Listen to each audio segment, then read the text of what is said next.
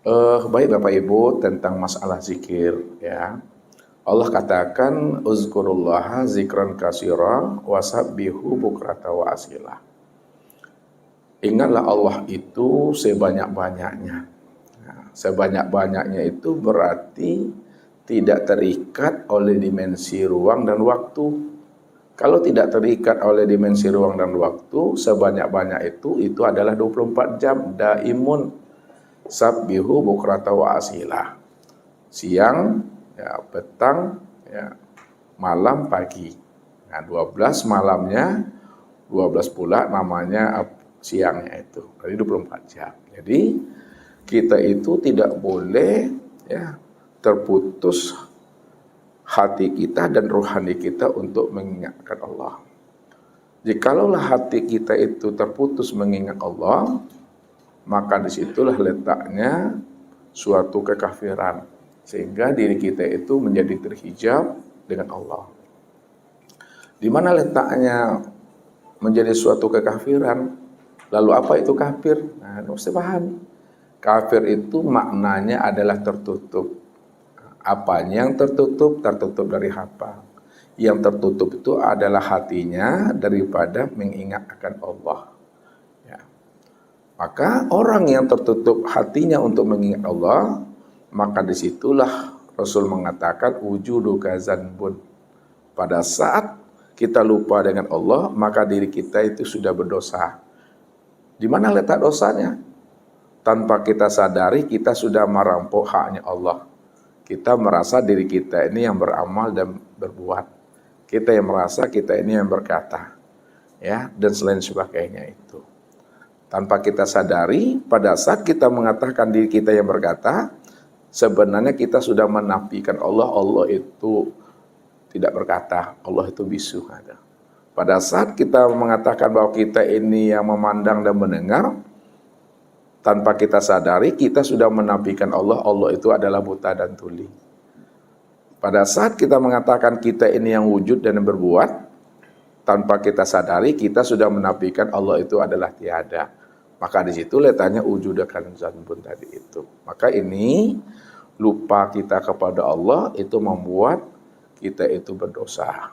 Makanya supaya kita tidak berdosa, tetaplah kita itu selalu mengingat Allah itu secara daimun, berkekalan, zahir dan batin.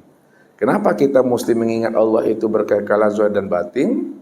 Karena Allah sendiri telah mengutarakan kepada kita atas nikmat dan karunia-Nya. Wa asbagu alaikum ni'amahu zahiratan wal batina.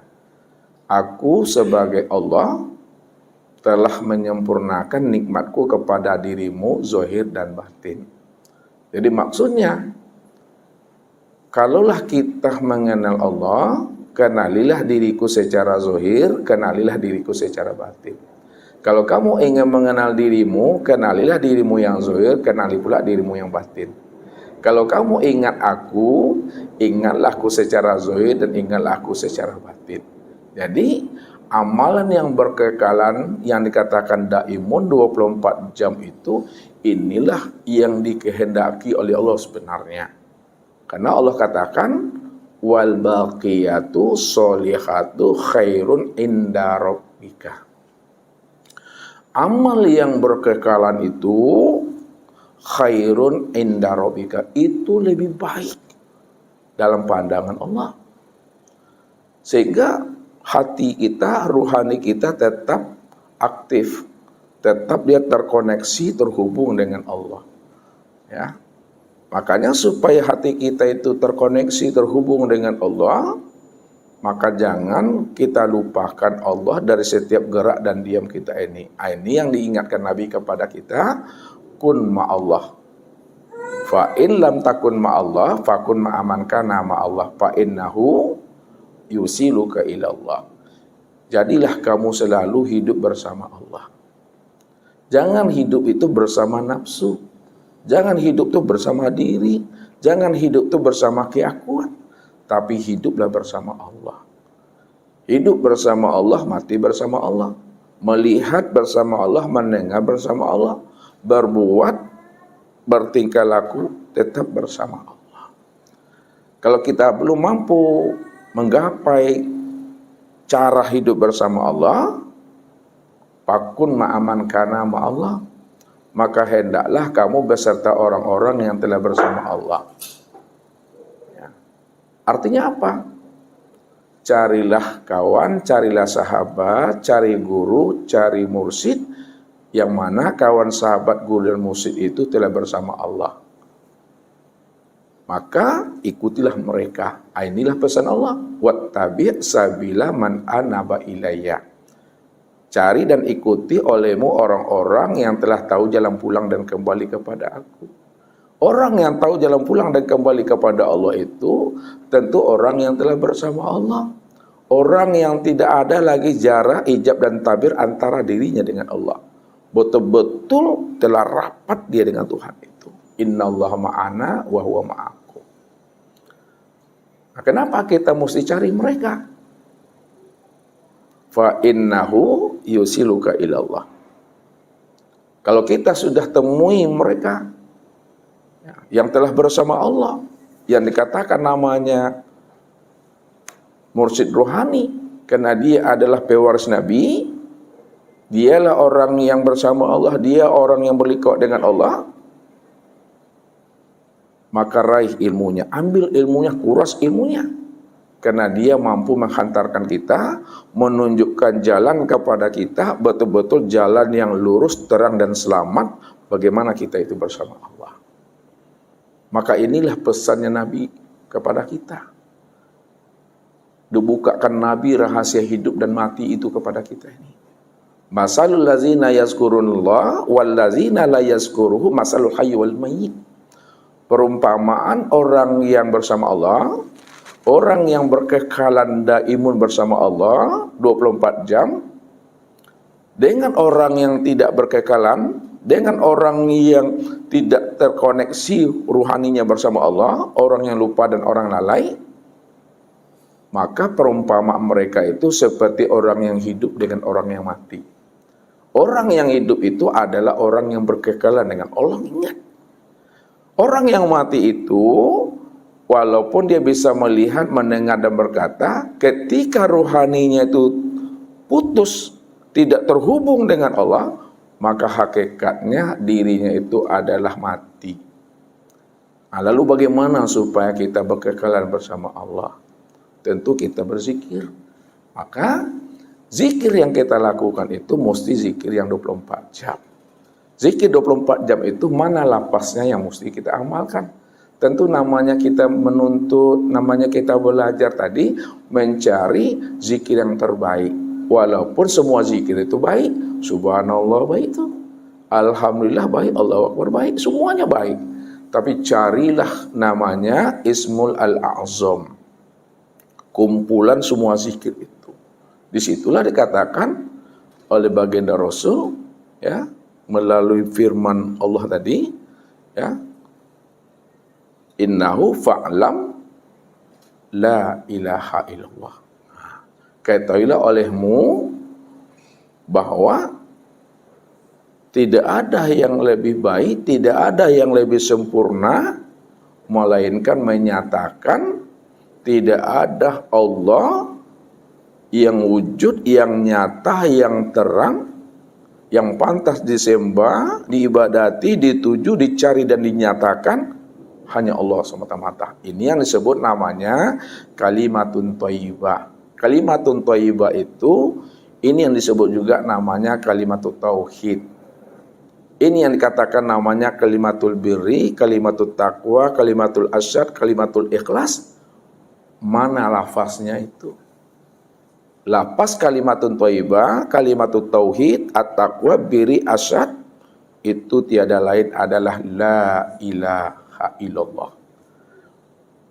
Kalaulah lafaz la ilaha illallah itu adalah kalimatun thayyibah, apa rahasianya? Nah, kata Nabi, man kana akhirul kalamihi la ilaha illallah dakhalal jannah. Barang siapa yang di akhir kalamnya la ilaha illallah, baginya itu adalah surga. Sebabnya apa? La ilaha illallah miftahul jannah. Karena la ilaha illallah itu tiada lain adalah anak kuncinya surga. Maka amalkanlah zikir la ilaha illallah itu 24 jam. Lalu bagaimana cara mengamalkan zikir la ilaha illallah itu 24 jam secara daimun dan berkekalan? Yang disebut namanya zikir Ismul Al-Azam. Amalkan secara ilmu syariat, secara ilmu tarekat, secara ilmu hakikat, dan secara ilmu ma'rifat. Sehingga kita betul-betul tidak ada ruang dan waktu yang tidak bersama Allah. Ini yang dimaksudkan oleh Allah tadi itu, wal baqiyatu sholihatun khairun 'inda rabbika. Amal soleh yang berkekalan itu, itulah sebenarnya yang diminta Allah kepada kita. Mengamalkan zikir la ilaha illallah secara syariat, tentu ada makomnya, ada kafiatnya. Maka zikir la ilaha illallah secara ilmu syariat tetap dimakomkan dia pada diri kita ini. Jangan zikir itu keluar diri. La itu di pusat, ilaha di dada kanan, illa di ubun-ubun, Allahnya di dada kiri. La ilaha illallah, la ilaha illallah. Ya. Kenapa mesti begitu? Karena pada diri kita ini, kata Allah, fi qulubihim maradun fazadahumullah marad. Hatimu itu penuh dengan penyakit. Kalau kamu tidak mau membersihkan hatimu yang penuh dengan penyakit, bukan aku kurangi penyakitnya, tapi aku tambah-tambah penyakit yang ada dalam dirimu itu. Jadi, zikir la ilaha illallah itu ya ada makom-makomnya, ya. Dan itulah jalan untuk membersihkan tubuh kita ini secara zahir. Yang kedua, amalkan zikir la ilaha illallah itu dalam bentuk zikir tarekat. Zikir tarekat itu yang disebut namanya zikir kolbu, zikir hati. Bagaimana cara mengamalkan zikir la ilaha illallah dalam bentuk zikir tarekat? Kita tidak lagi menyebut la ilaha illallah, tapi ambillah kulima Allah, lafaz Allah itu, lalu jadikanlah itu menjadi zikir qalbu. Makanya ini yang Allah maksud, wazkur rabbaka fi nafsika tadarruan.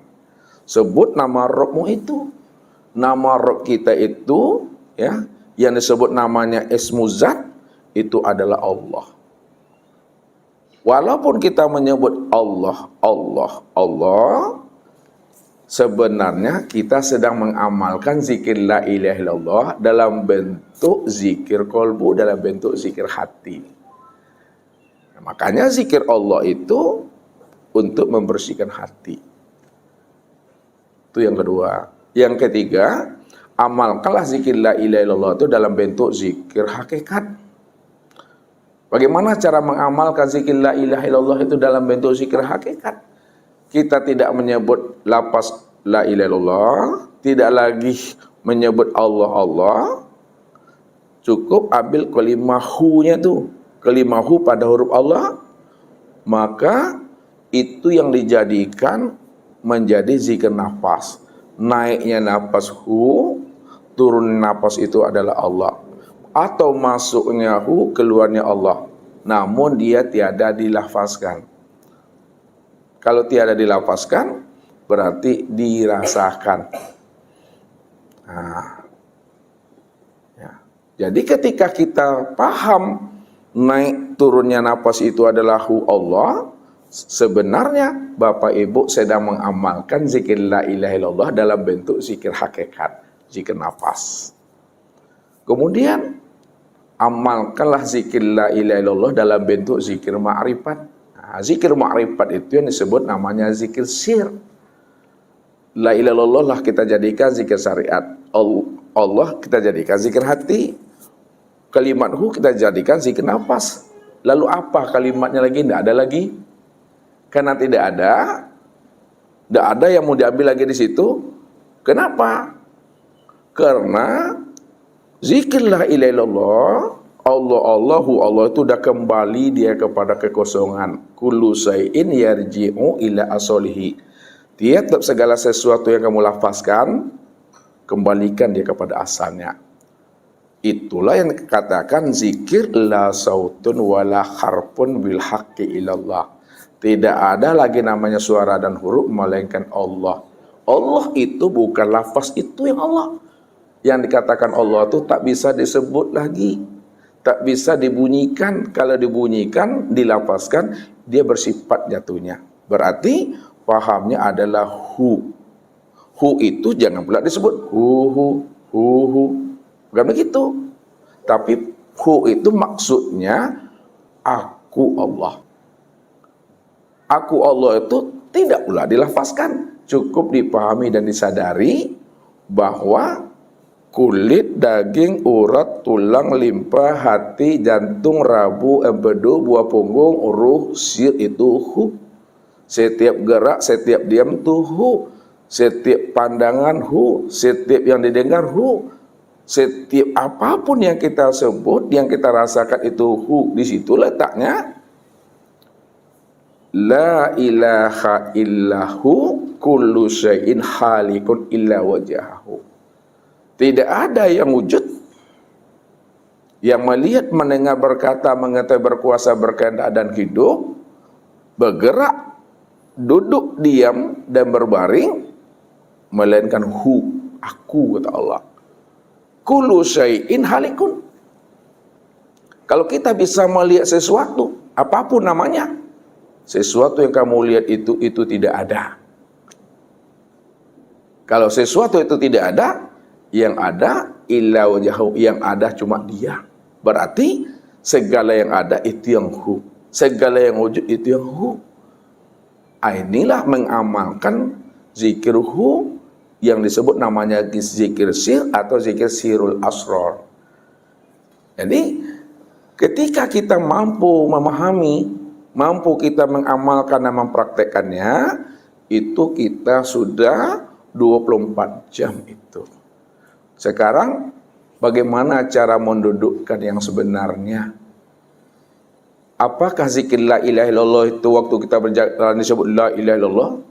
Kan tidak tepat. Walaupun kita berzikir benar, nggak salah.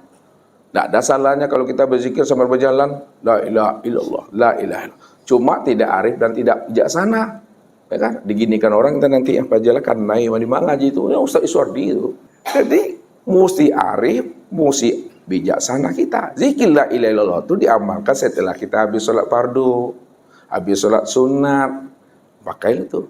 Ketika kita telah berdiri dari sajadah, dan keluar kita dari rumah beraktivitas kita, mana yang nyaman kita dalam berzikir? Apakah zikir hati yang kita pakai atau zikir nafas? Oh, zikir hati nyaman, pakai itu. Tapi kadangkala kita mengamalkan zikir hati Allah pada saat kita makan agak tasadak juga. Kan itu payah. Oh, masuk kita kepada zikir nafas, betul nyaman kita. Mungkin nyaman waktu merokok. Kita macam bincang. Bapak sakit? Enggak. Kayak orang penyakit asma gitu. Yang lebih nyaman daripada itu, sadari, pahami sesadar-sadarnya bahwa semua gerak dan diam, segala yang wujud dan segala yang ada itu adalah hu tadi. Kalau Bapak Ibu mungkin bisa berzikir hati, bisa berzikir nafas. Kalau Ustadz gimana? Pak ya zikir dulu. Ustadz nyamannya pada saat seperti ini, ya, itu Ustadz duduknya pada zikir sirul asrar, pada zikir sir atau zikir ma'rifat. Zikir sir, sirul asrar, zikir ma'rifat itu, ya, tidak ada lagi melafazkan, tidak ada lagi bahasanya mengingat. Kalau Bapak Ibu mengingat, tak lupa nama itu. Lupa itu Pak. Lupa Pak, lupa. Ya lupa. Ketika Bapak ingat itu tanda lupa itu. Makanya orang yang ingat itu adalah orang yang tidak ingat. Yang tidak ingat itu yang sebenarnya ingat. Maknanya jangan diingat-ingat lagi. Makin ingat makin jauh Allah tuh. Makanya cukup disadari dan dipahami Allah cuma yang wujud, Allah cuma yang ada. Kalau Allah wujud, Allah yang ada, maka segala yang ada, segala yang wujud itu adalah nyatanya dirinya. Itu maksudnya paham itu. Jadi itu udah 24 jam tuh Bapak Ibu. Cara mempraktekannya lagi. Makanya dalam hal mengamalkan zikir ada dua metode sebenarnya. Ada disebut namanya zikir hasanat, ada disebut namanya zikir darajat. Kalau zikir darajat itu pakai kafiat. Habis kita sholat, istighfar, astagfirullahaladzim. Kita dalam keadaan beruduk. Supaya ada konsentrasi kita melatih, menghubungkan ruhani untuk kita bisa bermi'raj dengan Allah. Zikir hasanat, apakah kita masih beruduk atau kita dah lepas wuduk kita, ketika kita naik motor, naik mobil, berjalan, memasak, mencuci, menggosok, ya, itu tak perlu pakai kafiat-kafiat, mau batal wuduk kita atau tidak. Itu yang disebut namanya zikir hasanat, 24 jam dia. Jadi mengingat Allah itu tidak dibatasi oleh tempat, oleh waktu dan keadaan diri. Bagi ibu-ibu, mungkin ada masa halangannya. Apakah ketika kita halangan kita tidak mengingat Allah? Ya, tidak ada halangannya mengingat Allah. Mengingat Allah itu 24 jam. Halangan kita itu pada saat datang bulan melakukan ibadah-ibadah mahdhah. Ya kan? Seperti sholat contohnya. Ya kan? Atau puasa. Itu tak boleh. Tapi berzikir mengingat Allah itu ya boleh 24 jam. Sebab kalau kita tidak berzikir 24 jam, masuk kita kamar mandi. Haram hukumnya berzikir kamar mandi. Terjalantang di kamar mandi itu apa pindah sialah ke rumah. Terjatuh Pak, terjatuh. Dia masuk kamar mandi itu terjatuh, dia tergelincir kan? Kena ini ya, langsung berpindah dalam. Di mana mungkin itu? Itu tuh. Pada saat kita seperti itu, lupa kita akan Allah, berada dalam keadaan zulumat kita itu. Berarti di kamar mandi pun mengingat Allah. Tetap kita berzikir. Namun zikir apa yang kita amalkan di dalam kamar mandi waktu jongkok? Jangan zikir la ilaha illallah secara syariat. Amalkan zikir la ilaha illallah itu dalam bentuk zikir hati, atau zikir nafas, atau zikir sir. Kalau kita sebut la ilaha illallah, la ilaha, ya kena hukum syariat lah kita. Diharamkan orang kita nih, sesat kamu nih, masa di kamar mandi jongkok kamu berzikir. Jadi sesuatu ya, kalau itu dizahirkan di tempat kamar mandi, itu memunculkan hukum fikih ya. Contohlah Bapak Ibu, di dalam perut kita ini ada kotoran, ada kemihan. Barusan kita sholat. Sana sholat Bapak Ibu kira-kira tadi itu membawa kemih kotoran tuh. Sah atau tidak tuh? Sah Pak? Ya sah. Sah Pak? Sah. Sah kenapa sah Pak? Kenapa sah? Iya, karena dia di dalam. Jadi kalau di dalam dia tetap sah, ya kan? Tetap sah. Karena tidak kena hukum syara, tidak kena hukum fikih. Begitulah kita memahami. Kalau kita di kamar kecil, kamar mandi, kalau dizahirkan dia, menjadi haram hukumnya. Tapi kalau kita diam saja, hati aja tidak ada haramnya. Kan uzkurullah zikran katsira. Ingatlah aku ini 24 jam. Tidak boleh putus. Makanya mengamalkan zikir itu mesti berilmu. Sebab Nabi katakan, man amila bila ilmin dolal. Siapa yang mengamalkan zikir, tapi tidak berilmu mengamalkannya, tetap dia berada dalam keadaan sesat nanti itu. Jadi zikir asrar itu, zikir sir itu bisa dengan rasa, pikiran atau akal? Bukan dengan rasa, bukan dengan pikiran. Cukup mengingat itu. Ya, tidak perlu mengingat lagi. Diam aja. Diam, tapi Bapak diam itu di dalam paham. Contoh saya sampaikan. Ntar Pak ya, Bapak nyambung ini Pak ya. Ini apa namanya nih Pak? Mik. Mik ini wujud nih? Nyata, terang, jelas. Kalau ini mik wujud nyata, terang dan jelas, Bapak diam saja. Ketika Bapak diam, tidak Bapak sebut ini mic, ya, wujud nyata, terang dan jelas. Apakah ini bukan mic? Apakah mic ini tidak wujud? Apakah dia tidak nyata? Apakah dia tidak terang? Apakah dia tidak jelas? tetap ini adalah mik, wujud, nyata, terang, dan jelas walaupun Bapak itu diam. Lalu kenapa Bapak sebut ini mik, wujud, nyata, terang, dan jelas? Kita sebutkan ini mik, wujud, nyata, terang, dan jelas untuk memberikan pemahaman dan penjelasan kepada kawan yang tidak paham dia yang mana yang mik itu. Ini mik, nyata, wujud, dan terang. Itu maksudnya. Ketika Bapak Ibu dah paham bahwa Allah itu wujud secara mutlak, tak ada wujud yang lain. Dia yang melihat, dia yang mendengar, dia yang berkata, dia mengetahui, dia berkuasa, berkehendak, dan dia yang hidup. Walaupun Bapak Ibu diam saja, apakah Allah itu tidak wujud? Apakah Allah itu tidak sama basar kalam? Tetap sama basar kalam. Apakah dia tidak ilmu kuda iradah hayat? Tetap dia kuda iradat hayat walaupun kita diam. Berarti diam yang Ustaz maksudkan itu diam di dalam paham. Paham di dalam kesadaran yang tinggi. Berarti cukup dimengerti aja. Bukan kita tidak berbicara. Bukan kita anyang-anyang tetap kita berbicara, tetap kita berbuat, tapi kita paham yang berbicara itu dia, yang berbuat itu dia. Itu yang dimaksud zikir sirul asror. Jadi tidak perlu pula Bapak rasa-rasakan dulu. Karena yang dirasakan dengan yang merasakan satu juga orangnya tuh. Tidak dua, orangnya satu juga tuh. Ya. Itu mesti dipahami. Jadi ini yang sebut namanya pengamalan zikir.